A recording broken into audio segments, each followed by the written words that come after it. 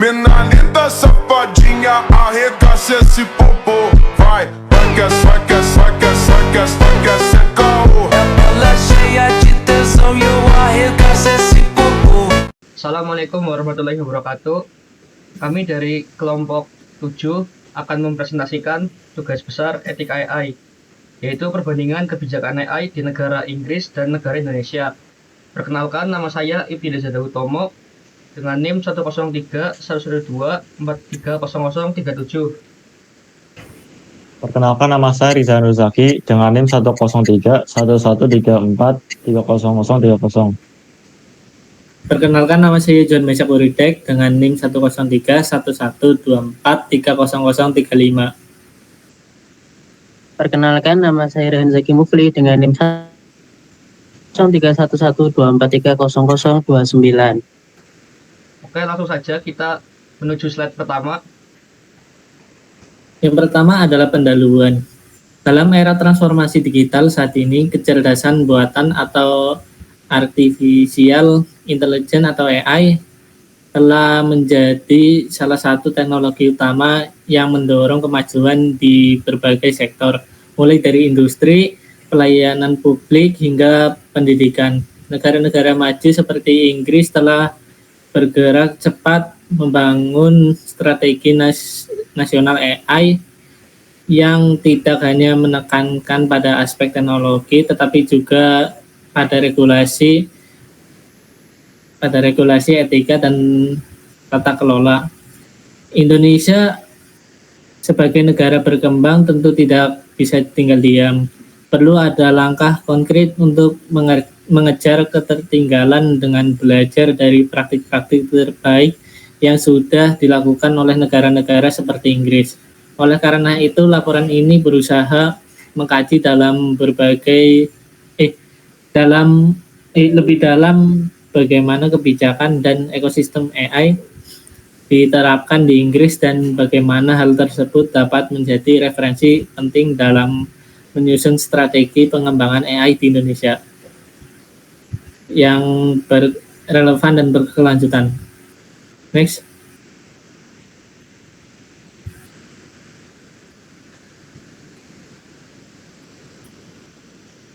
Lanjut.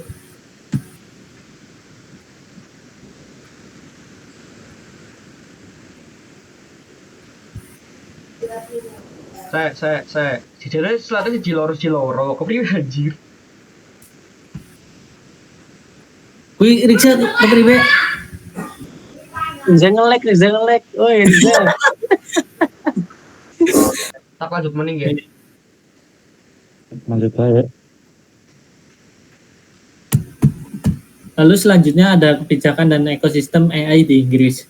Pada tahun 2021, Inggris meluncurkan strategi nasional AI Inggris yang bertujuan menjadikan Inggris sebagai pemimpin global dan dalam pengembangan AI yang aman, etis, dan inklusif. Fokus utamanya mencangkup penguatan riset, pengembangan talenta, serta menerapkan prinsip transparansi dan akuntabilitas, terutama di sektor publik. Salah satu contohnya adalah algoritmik transparansi standar yang menyediakan informasi teknis dan non-teknis sesuai kebutuhan audiens untuk membangun kepercayaan publik. Inggris juga aktif dalam kerjasama internasional dan inisiatif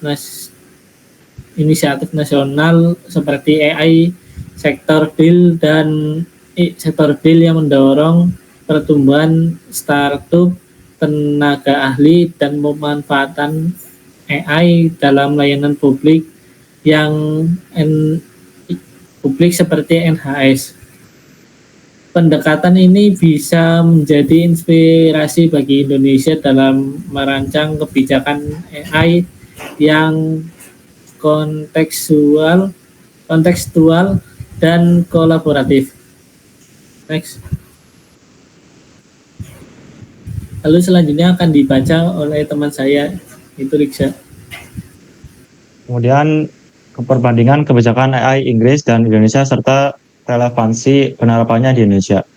Indonesia telah memiliki strategi nasional AI dari tahun 2020 sampai 2045.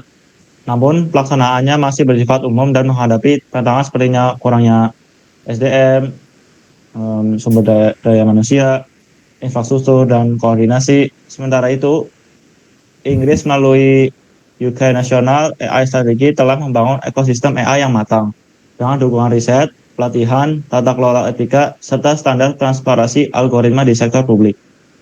Meski tidak dapat diadopsi karena perbedaan kapasitas, Indonesia dapat mengambil pembelajaran dari Inggris dengan menerapkan strategi yang adaptif, memperkuat kolaborasi lintas sektor, dan menyusun kerangka etika AI yang sesuai konteks lokal. Kemudian ada tantangan dan strategi.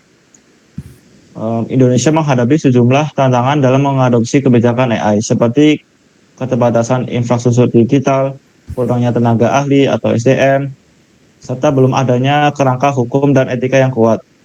Dukungan industri terhadap riset AI juga masih rendah untuk mengatasinya diperlukan strategi bertahap melalui kolaborasi pemerintah, akademisi, dan dunia usaha. Penguatan pelatihan vokasi serta regulasi penanggung jawab di sektor prioritas.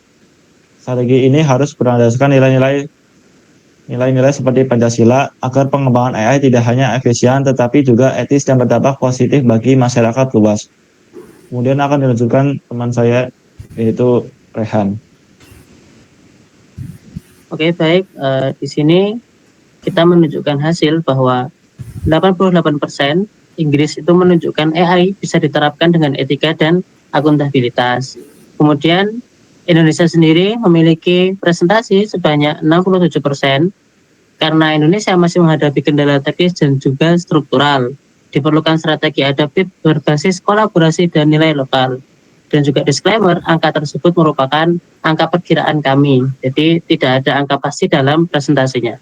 Next.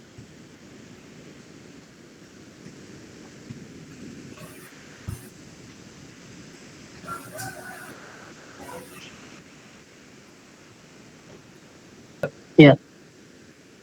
Oke, kemudian kesimpulannya yaitu dari hasil analisis bisa disimpulkan bahwa Inggris telah berhasil membangun kebijakan dan ekosistem AI yang kuat dengan penekanan pada etika, tata kelola, serta kerjasama antara pemerintah, industri, dan akademisi. Sementara itu, Indonesia sudah memiliki strategi nasional AI, namun masih menghadapi berbagai tantangan seperti infrastruktur yang belum merata, kurangnya tenaga ahli, dan belum adanya regulasi yang kuat. Meskipun kita bisa belajar banyak dari Inggris, kebijakan mereka tidak bisa langsung kita tiru mentah-mentah. Perlu ada penyesuaian dengan kondisi sosial dan ekonomi Indonesia. Untuk kedepannya, Indonesia perlu memperjelas arah pengembangan AI, memperkuat pendidikan vokasi, dan melibatkan semua pemangku kepentingan.